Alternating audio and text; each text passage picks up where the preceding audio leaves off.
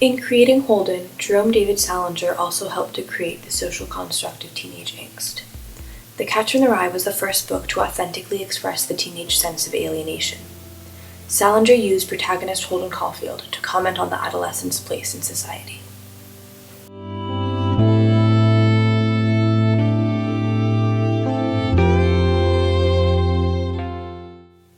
The 40s baby boom resulted in a larger number of teenagers in the 50s than ever before.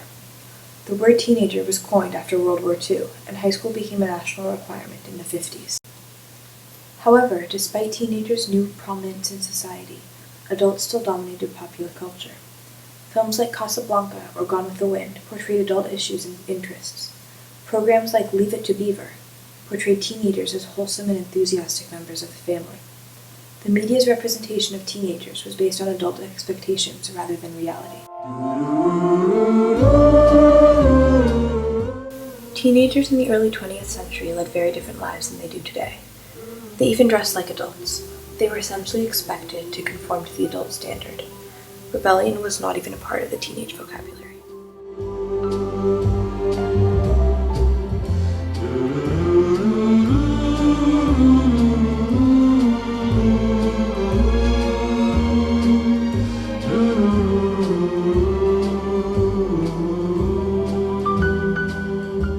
Of course, there was no such thing as drugs or even drinking. It was all very wholesome.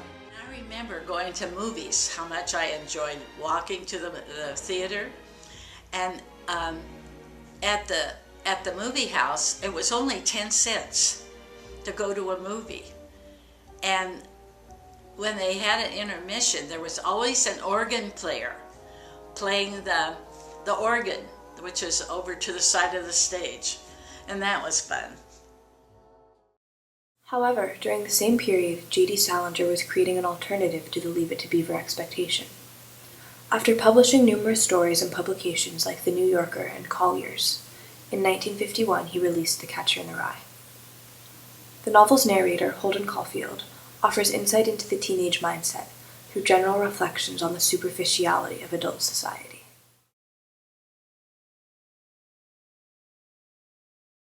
There are about 1 million girls sitting and standing around waiting for their dates to show up.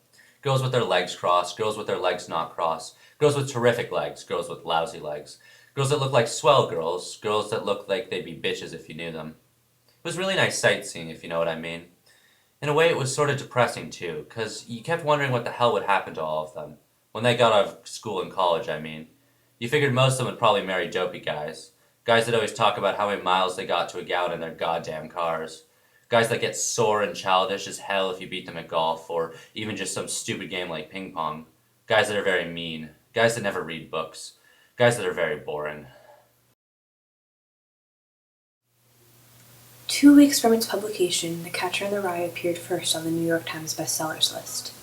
However, many teachers and libraries have since banned it, dismissing the novel as immoral and obscene. Despite the censorship, it has been gradually accepted as an important work of American fiction. About Catcher in the Rye is that it very much changes as different generations read Holden. And maybe that's what is the enduring part of the art of Catcher in the Rye, is how that because Holden is a very real character, he changes with the times, as people do. Well, we've had 50 years of high school students reading about Holden, I think, so I definitely think he's significant, and every time there's a new character like Bart Simpson or something like that, they're always compared to Holden Caulfield, who's called the original Bart Simpson or something like that. So I still think he does have an effect on society. I think adolescence is a time where we ask questions of ourselves and the world, and that's Holden voiced those questions for everybody who read that book. And it was the beginning of the teenage, I guess the teenage personality, the teenage identity. I mean, came after the Cold War. We had that whole sense of isolation and alienation, and the character is the beginning of a student who doesn't feel like he's part of society, and he recognizes the ills of society and the phoniness of society.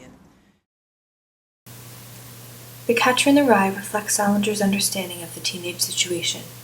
His efforts to authentically capture adolescence affected expectations for teenagers. During the 1950s, teenagers began to find a unique place in society.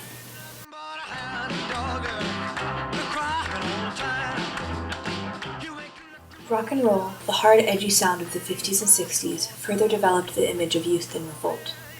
In the late 50s, the media began to pick up on the spirit of rebellion. James Dean, in Rebel Without a Cause, personified the teenage rebel with a leather jacket and a cigarette. Rebel Without a Cause remains one of the most iconic teenage movies of all time. Like Catcher in the Rye, it shows a teenage boy's attempts to reconcile his values with adult expectations. A minute ago you said you didn't care if he drinks. He said a little drink. You're tearing me apart! What? You say one thing, he says another, and everybody changes back again! I'm involved! We are all involved! Mom, a kid was killed tonight! This is all going too fast. You better give me something. You better give me something fast. Jimmy, you're very young. A foolish decision now could wreck your whole life. In 10 years, you'll never know this even happened. Dad, answer her. Stand up! You want to kill your own father! Marlon Brando, in the 1953 movie The Wild One, also helped to define the teenage rebel. Hey, these are keen. Hey, Johnny, hey, get a load of this. They're real bells. Aren't they cute? Crazy. Hey, somebody tell me what that means. BRMC. What does it mean? Black Rebels Motorcycle Club. Isn't that cute?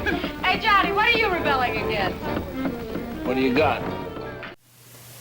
In the 1960s, hippies cemented teenagers' rebellious role in society, using sex, drugs, and rock and roll as ways to protest the war in Vietnam. By the late 20th century, teenagers were expected to maintain a certain level of nonconformity. Popular movies like The Breakfast Club and Fast Times at Ridgemont High glorified resisting adult authority. Through mediums like music and the movies, teenage rebellion became a social construct rather than Holden's alienated isolation. By giving society Holden Caulfield, Salinger helped to create the American teenage identity.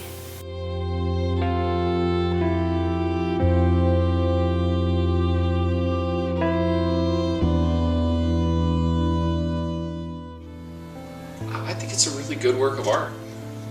I think it is enjoyable just at the level of listening to him. It's enjoyable at the level of sound, of aesthetics. I mean, it has a sort of jazz to the sound of it, but I also think it's a spiritual work. I think it's a deep, honest, kind of heroic spiritual work that feeds us, heals us, and therefore will always have a place alongside other really strong works of art.